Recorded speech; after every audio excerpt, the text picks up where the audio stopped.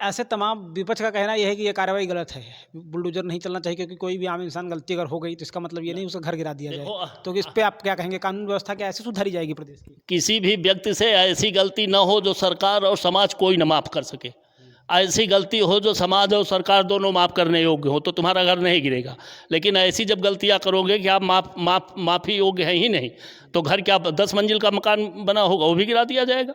तो हो सकता है घर उसके पिताजी ने बनवाया हो। किसी ने बनवाया हो, रहे तो रहा, शौक तो वो कर रहा है, मौज तो वो मार रहा है, माफिया मौज मार रहा है घर में, तो उसका घर गिराया जाए। जो गलत कार्य करे उसका तुरंत एक्शन लिया जाए और उसको तुरंत रोड पे कर दिया जाए। नहीं तो हमारे यहाँ देश में विधि सम्मत कानून व्यवस्था है ना, तो विधि सम्मत कानून व्यवस्था के तहत जेल की सजा होती है, तो उसके तहत कार्य हो। ये कानून देखो, सैकड़ों साल लोग केस लड़ते हैं, आखिरी में सत्यता हार जाती है और सत्य जो है जीत जाता है। ये सब चल रहा है।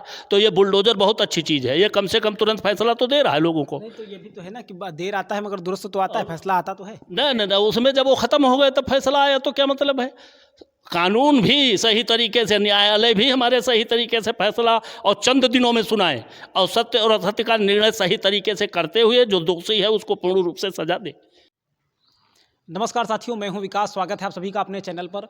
और अभी हम आ चुके हैं उत्तर प्रदेश के एक ऐसे स्थान पर जहां पर जिसका जो जुड़ाव है वो सीधे माता जानकी से है, सीधे भगवान राम से है और सीधे उनके पुत्र लव कुश से है।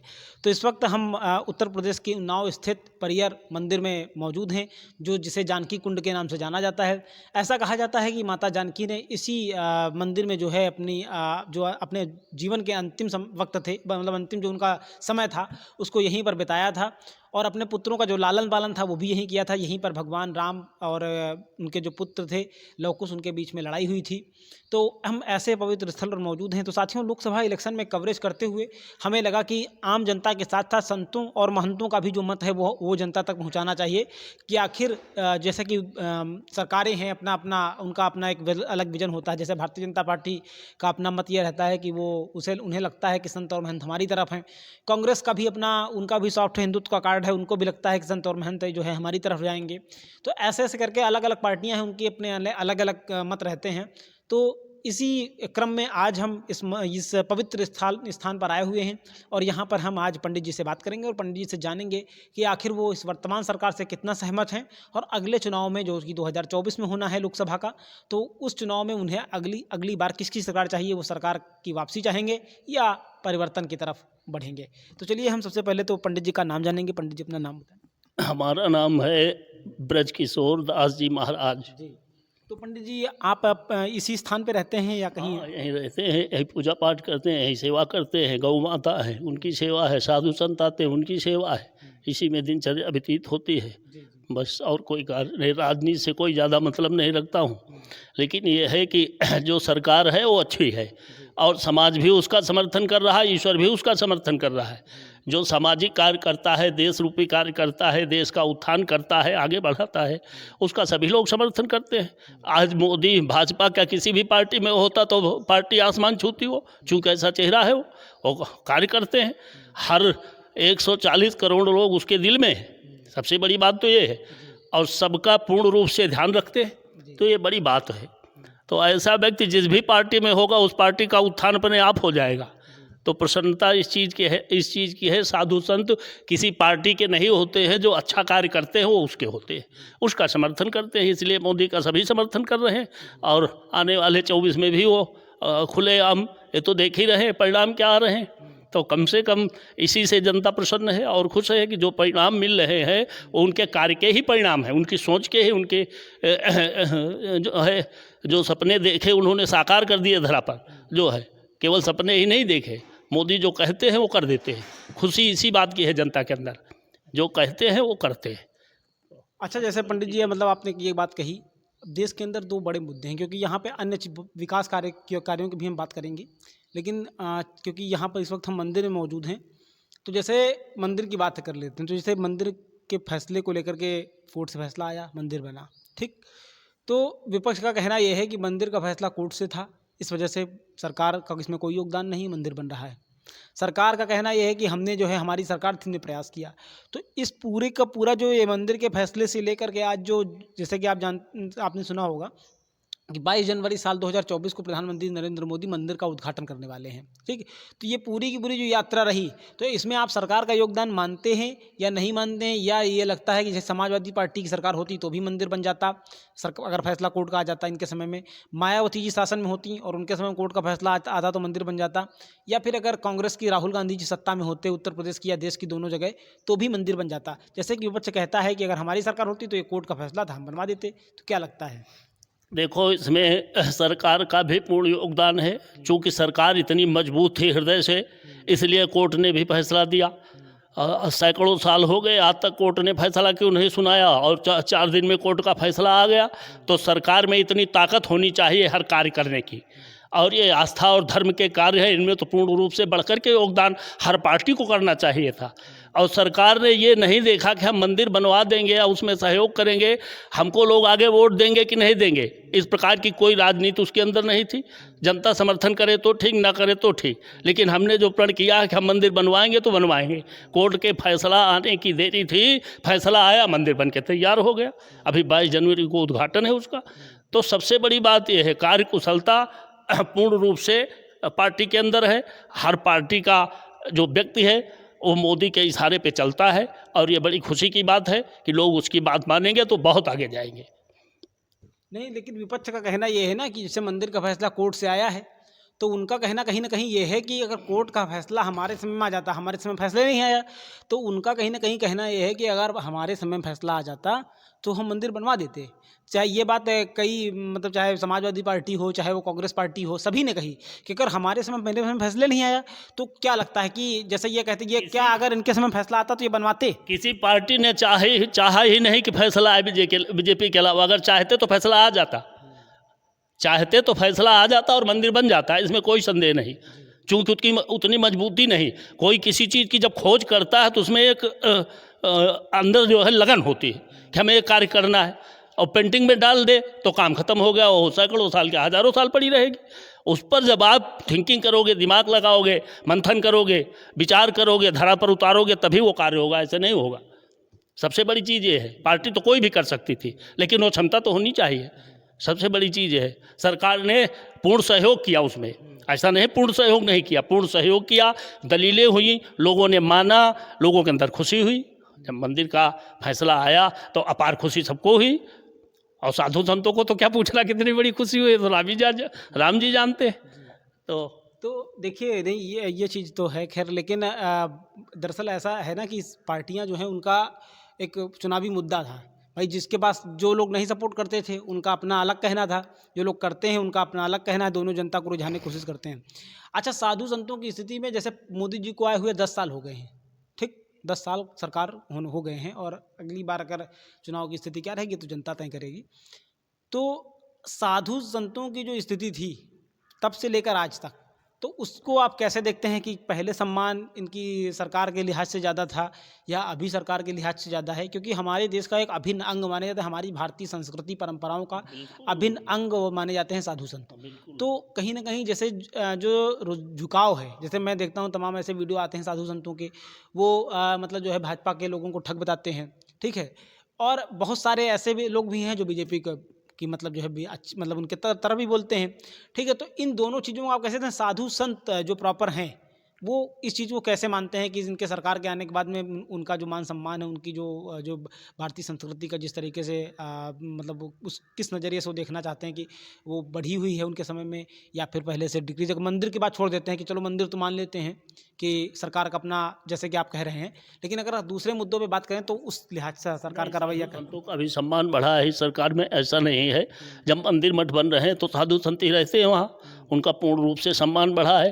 पहले मारकाट होती है, जो भी लोग लगाते हैं उनकी बिक्री होती है, तो सरकार थोड़ी ले लेती है, वो तो अपने घर ही ले जाते हैं, तो उनका भी फायदा होगा, रोजगार मिलेगा, 1500 रोज कमाएंगे ही कुछ ना कुछ।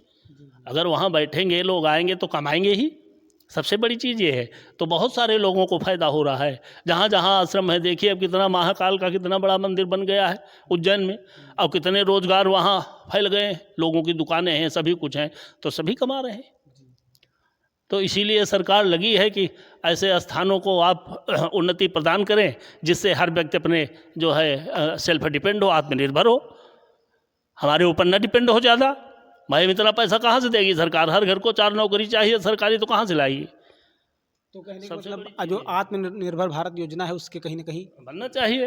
हाँ, स्वयं बनिए। सहमत हैं आप? आओ, बिल्कुल सहमत हैं। आप स्वयं 10 लोगों को जो है रोजगार दीजिए, ऐसे बनिए आप कि तुम्हारे यहाँ को 10 लोग काम करें आकर के, उनको शाम को पैसे दीजिए। ऐसा होना चाहिए। सरकार पर पूर्ण निर्भरता समाज की खराब है। पूर्ण रूप से सरकार पर निर्भर नहीं होना चाहिए और सरकार का सहयोग करना चाहिए समाज को, तभी हमारी सरकार आगे बढ़ेगी और हमारा देश विकसित होगा। हम घरों में भर करके अपने बैंकों को लगाएंगे तो कहाँ से सरकार बढ़ेगी? सरकार का सहयोग करना चाहिए, ऐसे भी सहयोग करना चाहिए। नहीं तो एक चीज़ और है ना, जैसे सरकार है प्राइवेट, जैसे मान लो सरकारी नौकरी की बात है, चलिए सरकारी नौकरी मतलब जो जब आए तब तो मिलनी चाहिए ना, मतलब रोजगार की दृष्टि से कहने का मतलब ये है कि आप सरकार के नज़रिए कैसे, जैसे वो प्राइवेट निजीकरण किए दे रहे हैं तमाम चीज़ों का, तो आपके लिहाज से निजीकरण होना चाहिए कि नहीं होना चाहिए? देखो, निजीकरण इसलिए होना चाहिए क्योंकि व्यक्ति काहिल बहुत हो चुका है, सबसे बड़ी चीज़ ये है।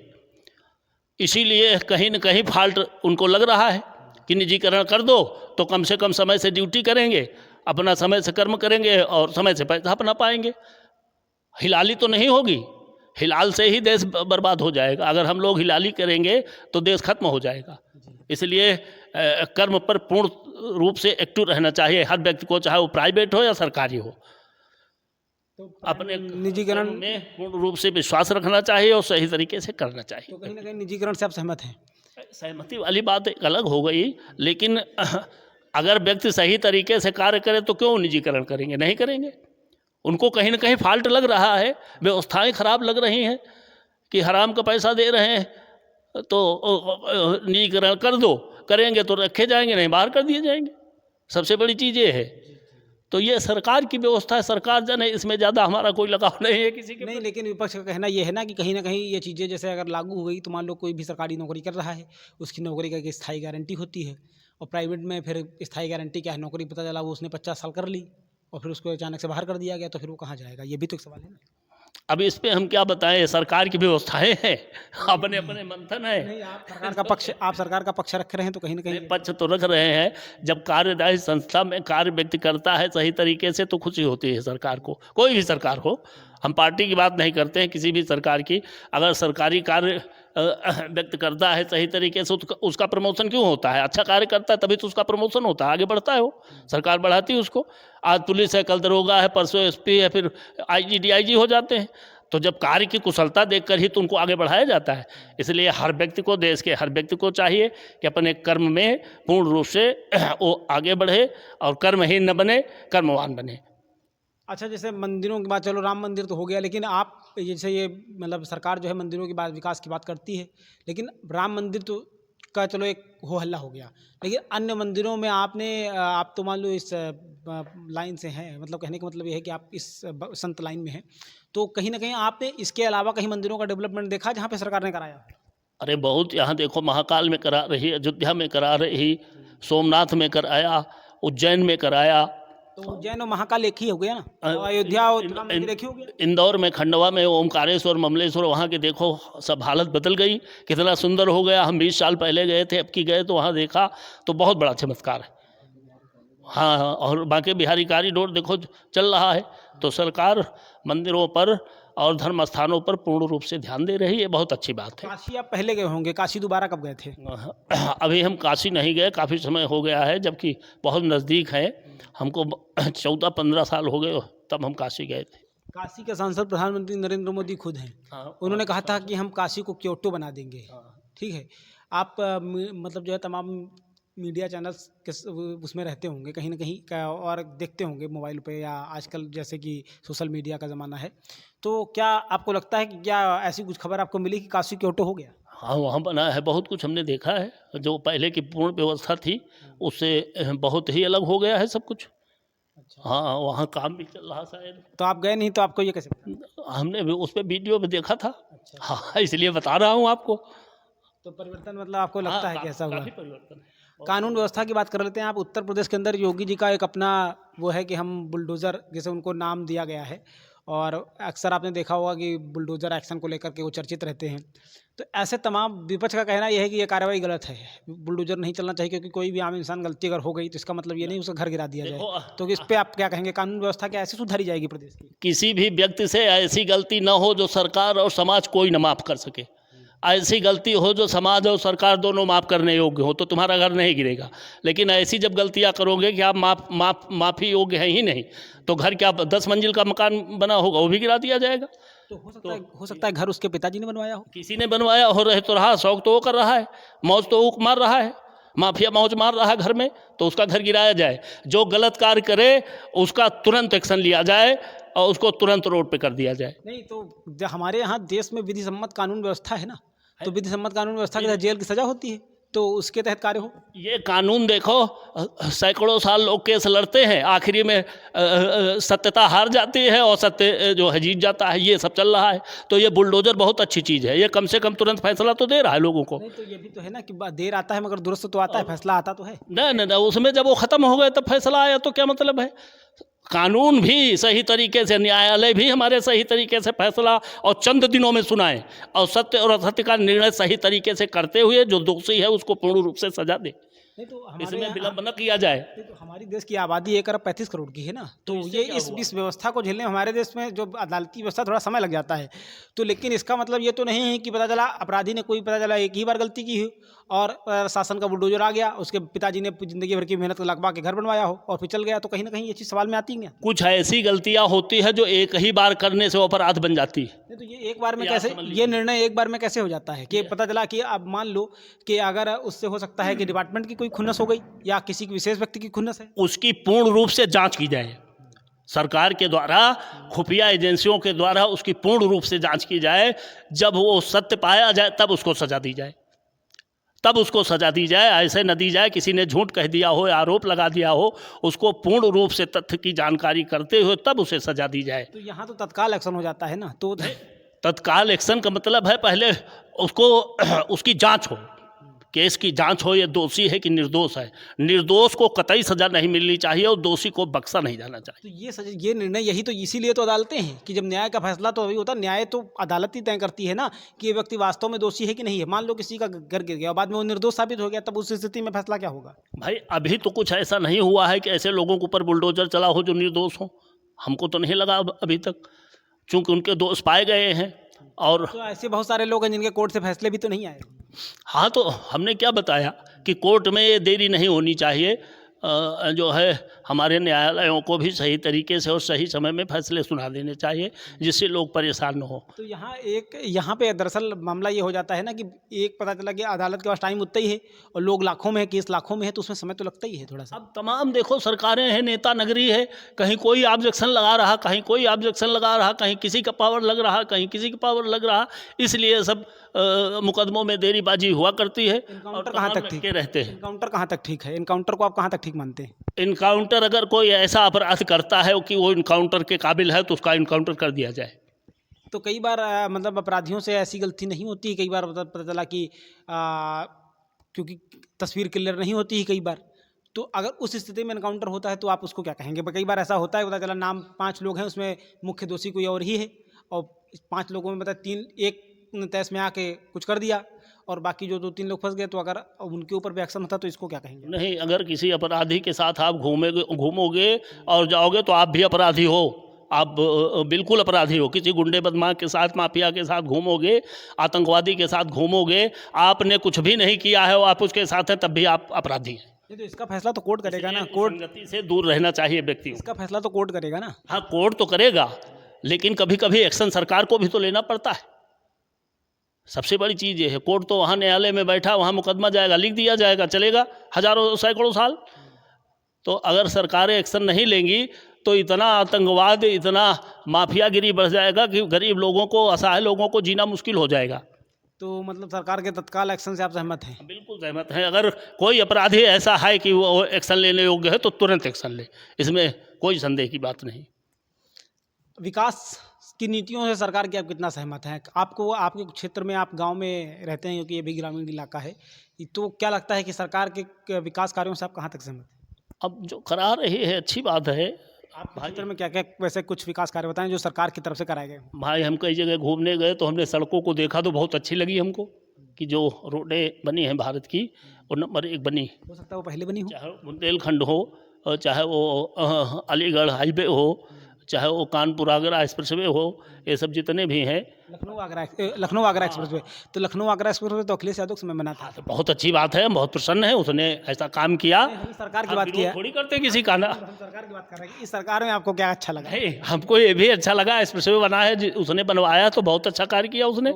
जो अच्छा कार्य करेगा उसकी बड़ाई की जाती है, किसी भी पार्टी का हो। तो एक्सप्रेस वे के लिहाज से वो कहते हैं हमने अपने समय में सड़कें के बहुत दी। अखिलेश यादव जी कहते हैं कि हमने 100 नंबर डायल का व्यवस्था अच्छी की थी, और वो क्या बोलते हैं उन्होंने 108 नंबर एम्बुलेंस की सेवा उनके समय में शुरू हुई। तो कहते हैं इस आधार पे हम वोट दो। अब जो सरकार आती है अपने हिसाब से वो डेवलप करती है देश को, प्रदेश को, देश को अपने हिसाब से डेवलप करती है। उनके तो इतने विपक्ष के तो इतने काम हो गए, इस सरकार के काम अब ज़्यादा हम कुछ बता नहीं पाएंगे, ज़्यादा हम राजनीति जानते नहीं हैं। जितना हमको समझ में आया उतना हमने कह दिया। अब बस लेकिन आप सरकार का पक्ष रख रहे हैं, तो विकास कार्यों को लेकर के आप कहाँ तक इसमें? ठीक है, ये सरकार की व्यवस्था है और आगे बढ़ेगी सरकार और देश बढ़ेगा तो और विकास होगा, हर व्यक्ति आत्मनिर्भर बनेगा। तो लेकिन विकास क्षेत्र में कुछ काम हुए होंगे ना सरकार की तरफ से? सरकार की तरफ से विकास के कार्य कुछ बताएं। जैसे उन्होंने कहा कि हमने क्षेत्र के लिहाज से 108 नंबर एम्बुलेंस जनता के लिए शुरू की, तो वैसे जनता के कुछ काम बताएं जिसमें जनता को, या आपको भी, आप भी, हम सभी जनता में आते हैं, तो कहीं ना कहीं उस चीज़ का फायदा हुआ होगा, तो वो बताएं कि जनता को प्रॉपरली फायदा क्या हुआ। अब गाँव गाँव में कॉलोनियाँ बन रही हैं, सड़कें बन रही हैं, नाली खड़ंजे बन रहे हैं। ये तो पहले भी कहते होते थे। हाँ, ये तो पहले, ये तो होंगे ही और होने चाहिए। तो यही विकास है। अब बिजली अच्छी आ रही है, सबसे बड़ी बात तो ये है कि बिजली से आदमी दुखी था तो बिजली बराबर आ रही। ऐसे में कोई यहाँ पे कितनी देर आती है? यहाँ कम से कम 16 घंटे बत्ती आ रही यहाँ पे। हाँ। अच्छा, तो यहाँ पे चलिए 16 घंटे आ रही, लेकिन दिन में कितना आती है? 5-6 घंटे दिन में आती है और रात में जो है शाम को 7 बजे आ जाती है, फिर सुबह 5 बजे जाती है करीब। हाँ, 4-5 बजे। तो चलिए यहाँ पे मतलब बाबा मतलब हमारे महाराज जी ने जो है इस पूरी जानकारी दी। उन्होंने विकास को लेकर के, कानून व्यवस्था को लेकर के, और जो नीतिगत सरकार के फैसले हैं उनको लेकर के, इन सभी चीज़ों पर, राम मंदिर के फैसले को लेकर के, सभी मुद्दों पर हमसे बात की। इसके लिए इनका बहुत बहुत धन्यवाद। तो साथियों, आज के इस वीडियो में हम भी यहाँ से परियर मंदिर से रखते हैं इतना ही। मिलते हैं फिर किसी नई जगह से, तब तक के लिए हमें दीजिए इजाज़त। आप सभी ने इतनी देर तक देखा, इसके लिए आप सभी का बहुत बहुत धन्यवाद। Thank you very much. जय हिंद, वंदे मातरम।